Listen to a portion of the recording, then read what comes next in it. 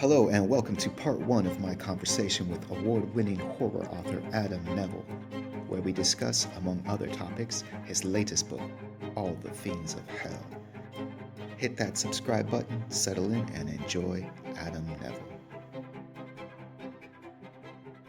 I'm definitely not a first take kind of guy with my videos.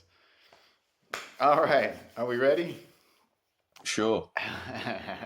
Hello, Adam Nevill. Thank you so much for joining us and for joining me and talking with me about your new book, about your older books, about the writing process and the publication industry in general.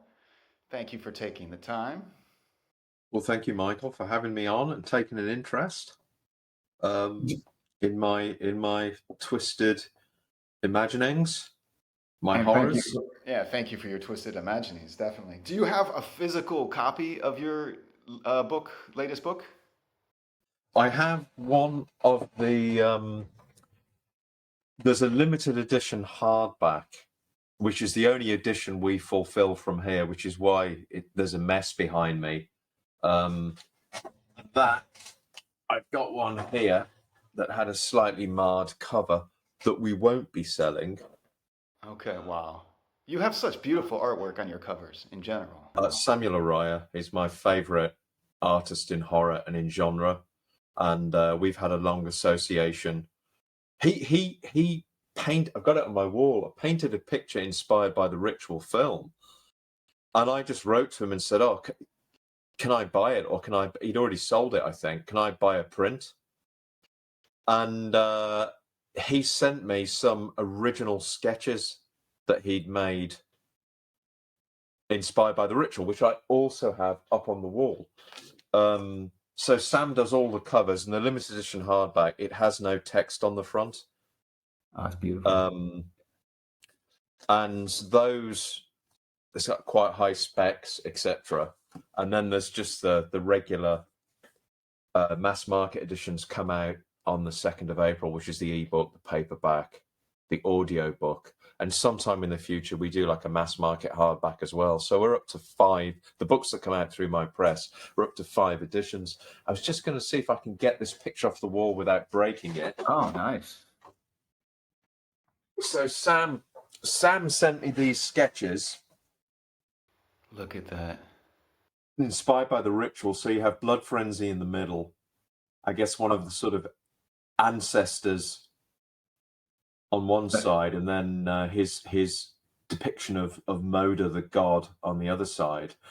And we got talking, and I just asked him, would you consider illustrating the cover of, it was The Reddening.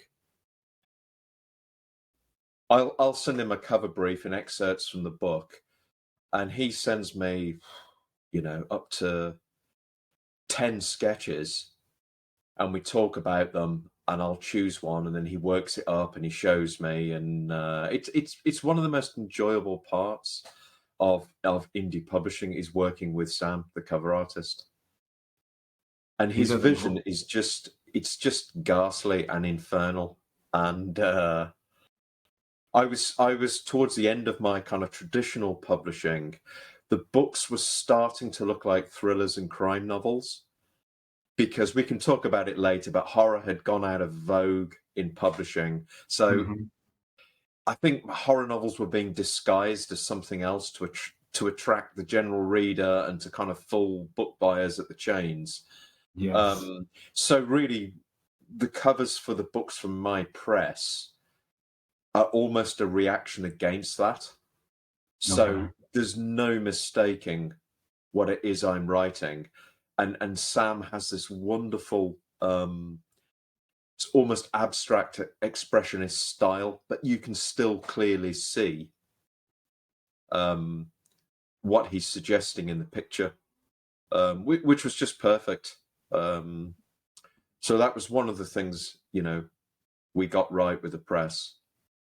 Definitely. It's definitely noticeable and it's unique. And I can tell with the reddening when it changed. Yeah, definitely. Yeah, and there's enough of them now. This is the 7th book. So all of them except for the first one have Sam's artwork on the covers. Oh, because you've gone back. I mean, the other you talking about your earlier No, the works. Ritual Limited books, the very first Ritual Limited book, the Oh, cover art there was a Spanish artist, was a record producer. And I looked at about 1,200 pictures and portfolios looking for the one image. And I saw it was on the DeviantArt site. I saw this one picture and thought, oh, that's it. So I messaged the artist who had read my 3 books in Spanish. And he wanted to give me the artwork to use, and I said, no, well, I'll pay for it. We'll have a proper licensing agreement. So Mr. Treese did the first cover, which is, I don't know if people have seen it. I can get a copy of, is the one immediately at hand? Yes, there is. That was the first cover, but you can see it's not dissimilar to okay. Sam's Right. style. And that was done with a spray can. So yeah, the kind of, I don't like the word brand, but the vision for Ritual Limited, you know, was born and has been and has evolved through these artists, which has been a really exciting part of going indie. Is being able to choose your own aesthetic and your own cover artists.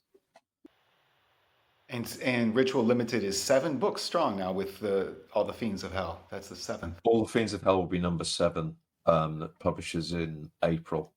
So it was a press I started to collect my short stories. I had 15 years worth of short stories that I thought I'd put into 2 volumes. I didn't want to go the small press route. I'd been asked by various small presses, and I'd had quite a mixed experience with them.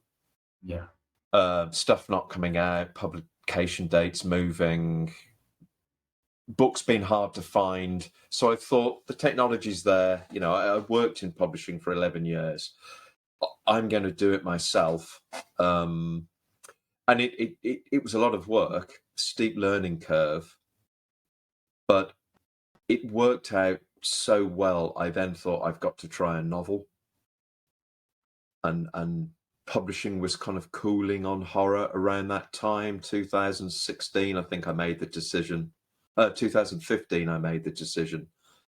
And then, all the technology and infrastructure was there with Amazon KDP and Ingram.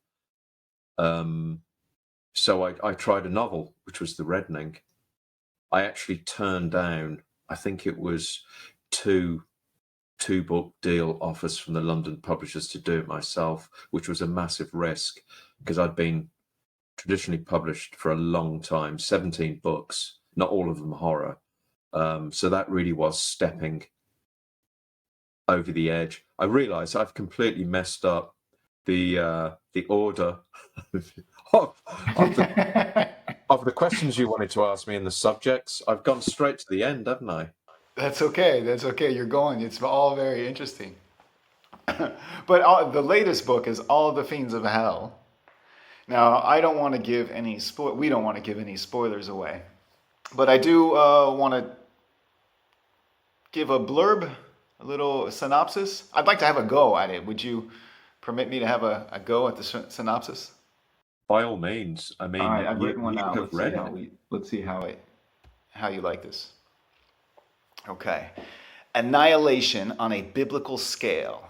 As the scattered survivors try to outrun the infestation of predatory horrors coming from the blood-red skies, Carl, in the company of 2 orphans, must confront alien and human malevolence, the likes of which even his most hellish nightmares wouldn't have dared conjure.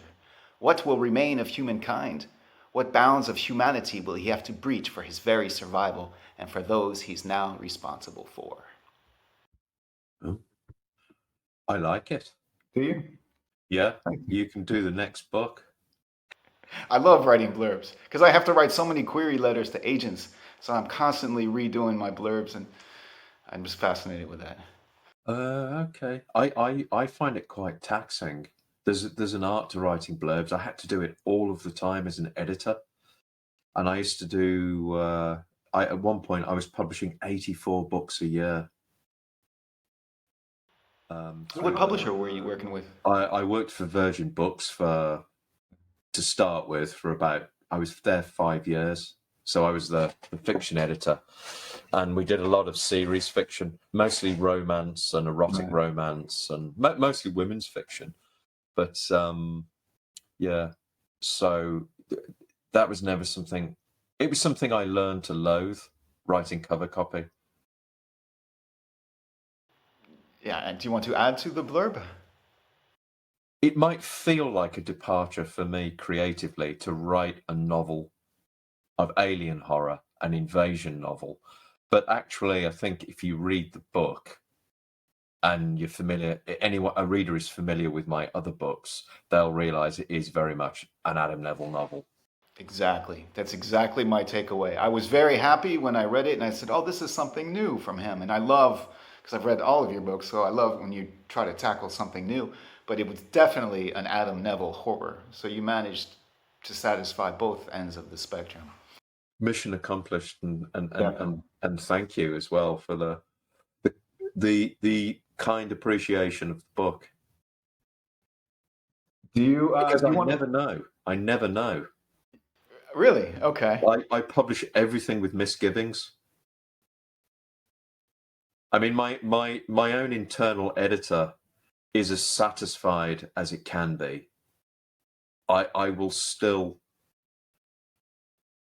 I will like things about each book, but there'll be other things I might be uncertain about. And I never really know until people start reading the book. Okay. What the sort of consensus would be. And some seem to have almost be universally liked, and others just split readers right down the middle. And that could be quite painful because you're in 50-50 territory. But I think you mentioned to me before that Lost Child is one that gives you 50-50 feedback. Is that correct? It was House of Small Shadows was the... No, I love... That's one of your best. Apartment 16 and The Ritual. The Apartment 16 is a very weird book. That was the first one, and it confounded me that it did so well in the UK. Okay. And then The Ritual and Last Days, obviously, they have the feel, particularly Last Days, of perhaps a more conventional popular fiction novel.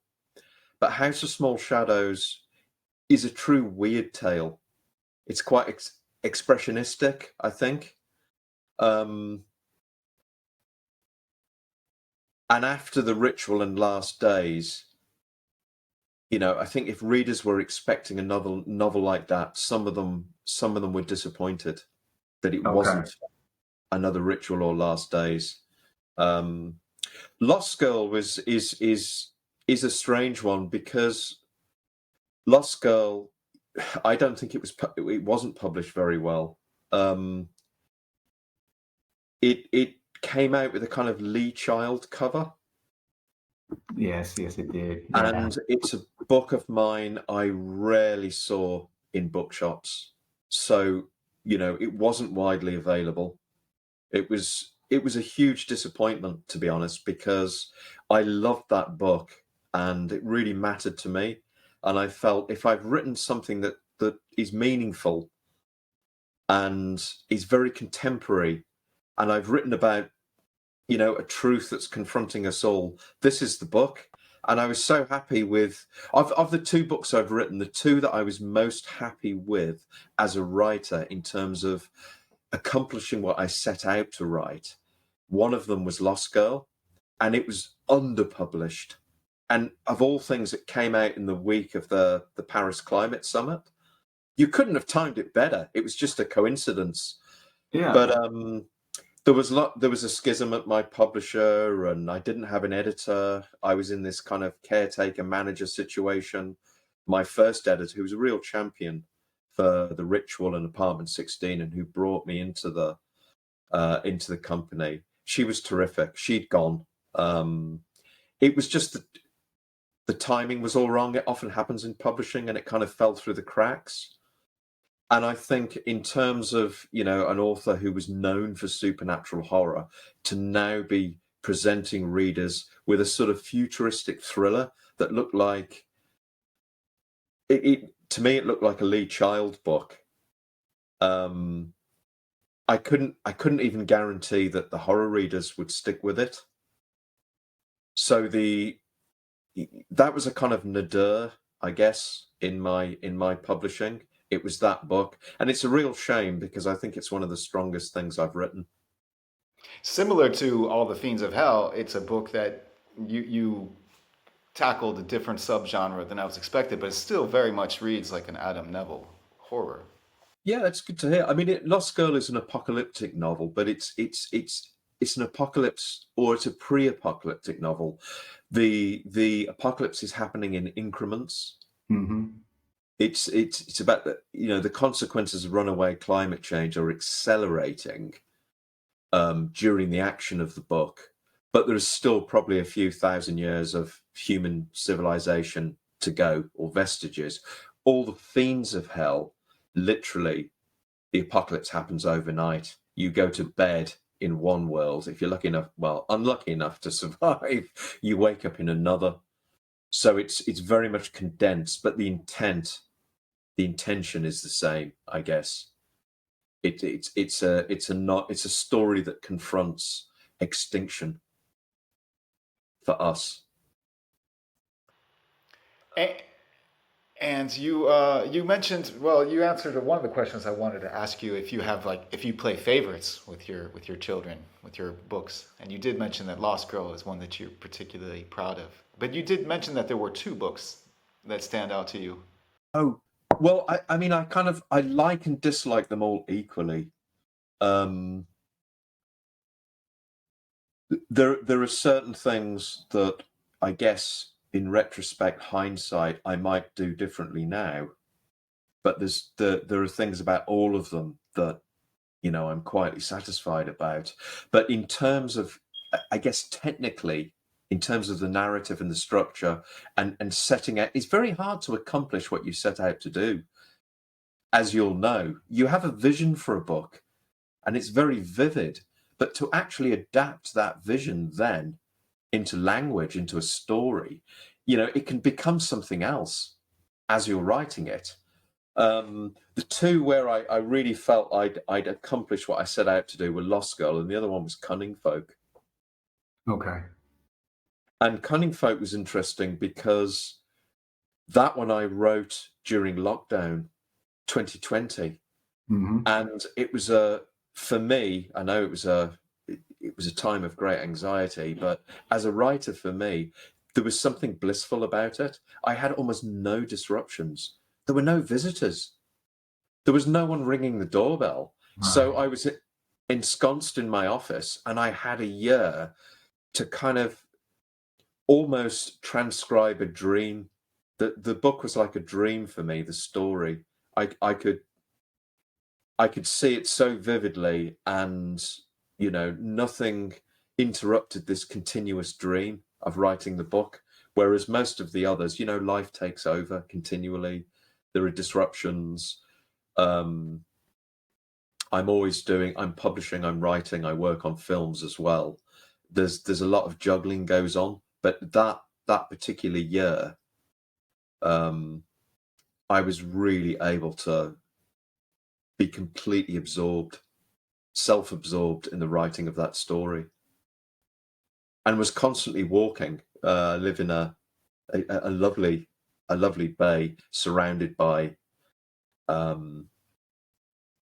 we've got everything. We have moors, we have woods, we have a coastal path. So I was constantly walking it. I was in nature all the time, and I was writing at the same time. And I can see the effects that had on that book. That's fantastic. I was in the big city during lockdowns, and I did not have a good experience. No, I felt I had survivor guilt because I quite enjoyed it. I didn't catch COVID. Wow. And I spent so much time with the family and so much time out, even more time outdoors. I spend a lot of time outdoors anyway. And, the landscape was deserted. So my daughter and I, when it was a daddy school day often ended up as PE. We would go and do gymnastics on the beach or play football, or we'd wander around the wetland. No one about. And the area I live, the most people are elderly, and they really did shut themselves away because obviously they were at the most risk of dire consequences. So it was a curious time, and here as well, because it's so green, nature just blossomed. The sound of birds reminded me of my childhood in New Zealand in the 70s, how birdsong came back. And I even one day on a walked through just a cloud of curled buntings, which are nearly extinct. I think they only exist now in South Devon. And they do live in this area, but I'd only ever seen one in like 8 years on a fence post on a hike. And I must have seen, I don't know, 30 or 40 all flying around me on a path down to a cove. And that was wonderful, just how quickly nature started reclaiming the absence because we weren't in it. Yeah. There was no traffic. There were no jet skis on the water or power boats or people, other than me. And you could hear the natural world just kind of thrumming and spreading its wings, quite literally. But this kind of blissful solitude that you're describing is what I experienced in the first part of All the Fiends of Hell, when suddenly the world is depopulated to that extreme. I was admittedly very excited because I was thinking, oh, imagine the silence and imagine going like house to house and being a different person every day. So it wasn't, the horror came later, but for the first part of the book, I was in a happy kind of imagination, even though it's an apocalyptic event. I don't know if that was intentional or if I'm just love solitude so much. Absolutely. I mean, it was one of the things that attracted me to the story, and something that, I remember fantasizing a lot about as a child, because I mean, we are surrounded by restraints and boundaries and private property, but just having, even just your neighborhood to yourself for one day, what is behind the doors and the walls that surround you that are familiar, the exteriors are familiar. You know nothing about what's on the other side of them. It's a mystery. And, I always used to think as a kid, it would be great just to wander in and out of shops and, take whatever you wanted. Yes. Yeah, that's where my imagination was going for that first part of All the Fiends of Hell. It's like, oh, this would be wonderful. I mean, the horror is too bad, but this is nice. Yeah, what comes next isn't so good. But yeah, dereliction and abandonment is something that I find very affecting. Empty houses, ruins, empty landscapes. My third collection of short stories is called Weird and Other Derelictions, and there are no characters in any of the stories. They are kind of, I guess, creative explorations of landscapes and locations in which something terrible has happened. So there's just the reader in these spaces, and there are clues in them as to what might have happened. So that is something that you've kind of pointed out and made me realize more, I guess, distinctly, is something I can be preoccupied with, is dereliction and space. I also enjoyed reading in the author's notes and All the Fiends of Hell. You told a few stories about your experience as a child with gravity and with H.G. Wells. Would you? I thought those stories were fantastic as well, if you wouldn't mind. Great, yeah. I mean, like House of Small Shadows. I guess this is similar in that I try to reconnect with what kind of enchanted me and obsessed me as a kid. I was a real daydreamer, and spent so much time in my imagination. And with House of Small Shadows, I thought before I forget it, I want to reconnect with the things that I was fascinated with as a kid. But obviously, I depicted them abstractly within the story. And with all the fiends, I remember being quite terrified of the sky. You know, I thought it was wonderful, and I had a kind of real sense of awe from it. But I was getting a real kind of cosmic terror from the size and the depth of and the possibilities of the sky when I'm talking, you know, I was probably 3 and 4, my earliest memories. And I do remember another kind of fantasy, you know, not if we've dealt with the one about waking up in an emptied world in which you're the sole survivor. I remember often thinking, well, what if gravity goes and literally the world turns upside down and everything without foundations. So buildings and trees would be left, but everything else, every vehicle, every person, every animal drops into the sky. And I used to imagine myself on the ceiling of the house. Well, how would I live in the house? How would I reach the cupboards, which would now be on the ceiling, but had the food in? And I would imagine, well, how would I get up the stairs to use the toilet? You know, everything would be almost inverted. And then I'd think, well, once the food's gone in this house, I'd have to climb around the outside of the house into the neighbour's house to see what they had to eat.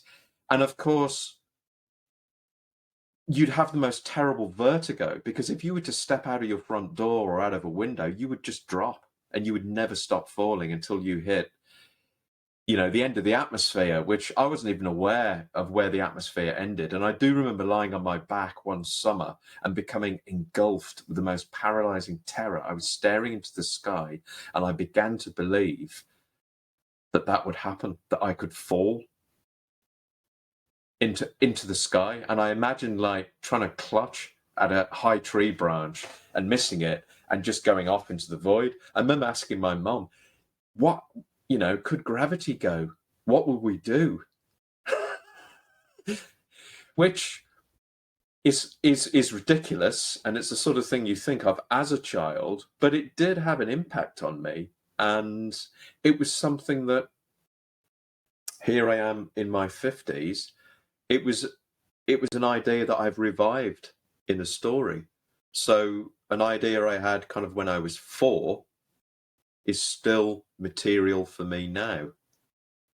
And the War of the Worlds angle was my first experience of what is now one of my favorite books, was a record, Jeff Wayne's War of the Worlds, which came out in, I think it was 78.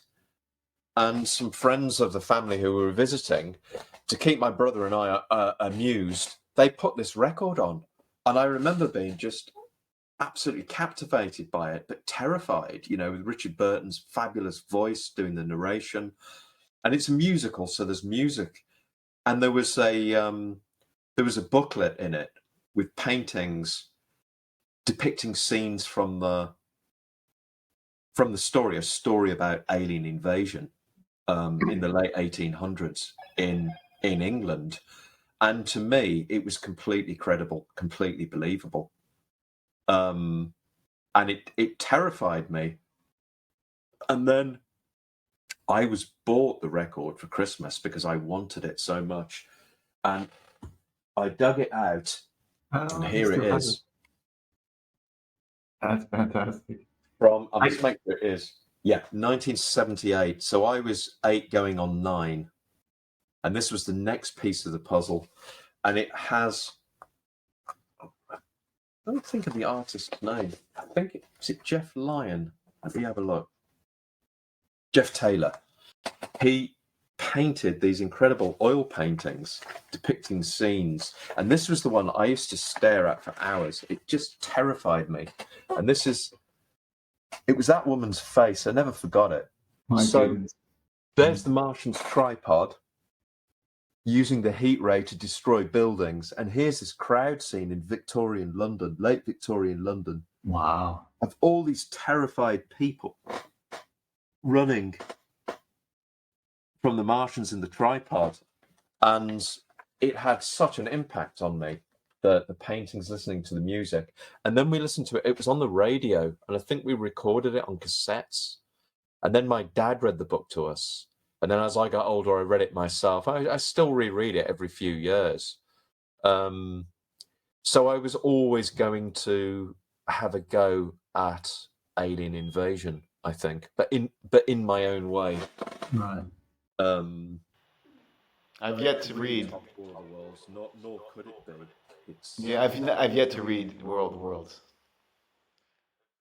a visionary book. Is it? Okay. It's the one thing I've noticed with being a parent of a young child is the one thing that really is impactful when you're young is suspense. And suspense can be unbearable for a child. I don't think you ever feel suspense like it again.